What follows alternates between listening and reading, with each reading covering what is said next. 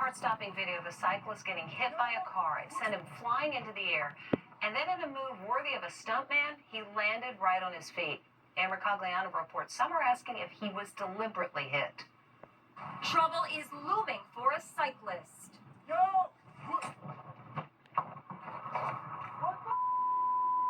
Watch it again in slow-mo. As a car makes a turn, the cyclist goes flying. He shatters the windshield and is thrown off. But get this, he lands on his feet like a Hollywood stuntman. At first, the car keeps going.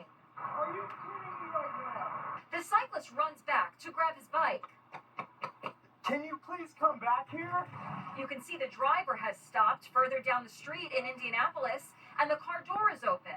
Please don't hit me and run, man. I tried to chase them down, but my bike was out of commission. But bike rider Jacob Morales says the driver then proceeded to take off. Morales suffered cuts to his hand and arm when he hit the windshield. You could see it on my face. In the moment, it was just pure terror. I braced, I ended up on the hood, and miraculously landed on my feet. It's the latest round in the ongoing war between bicycles versus cars. This accident happened on a scenic parkway. And check out this awful moment outside Dallas. Now comes this latest crash with an amazing landing on both feet. How do you feel after this happened? I really am lucky to be alive. Boy, he sure is. As soon as cops do find the driver, Jacob says he's going to file hit-and-run charges. Now more dramatic. Now the new Anna Kendrick movie about the notorious dating game serial killer. Back in the 1970s, Rodney Alcala was a killing machine, a death toll that could total 130 victims. Now, as Jim Murray reports, he's getting the Hollywood treatment. It's your first look at the movie about the notorious dating game serial killer. I just need you to laugh and smile just over and over.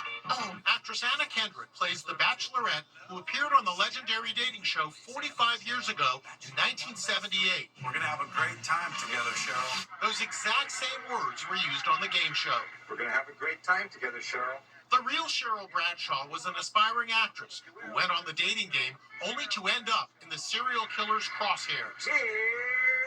Nobody knew at the time that photographer Rodney Alcala was in the middle of a serial killing spree.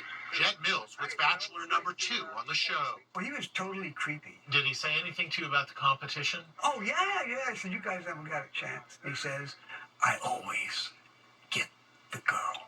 Incredibly, Alcala had already served time in prison for sexual assault when he appeared on the dating game. The best time is at nighttime.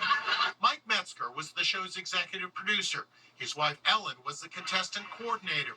They had two very different first impressions of Alcala. He struck me as strange. There was an odd, creepy quality about the guy. He was just very attractive, and me and my assistants were like, yes, this guy has to be on. What kind of background check did you do on people?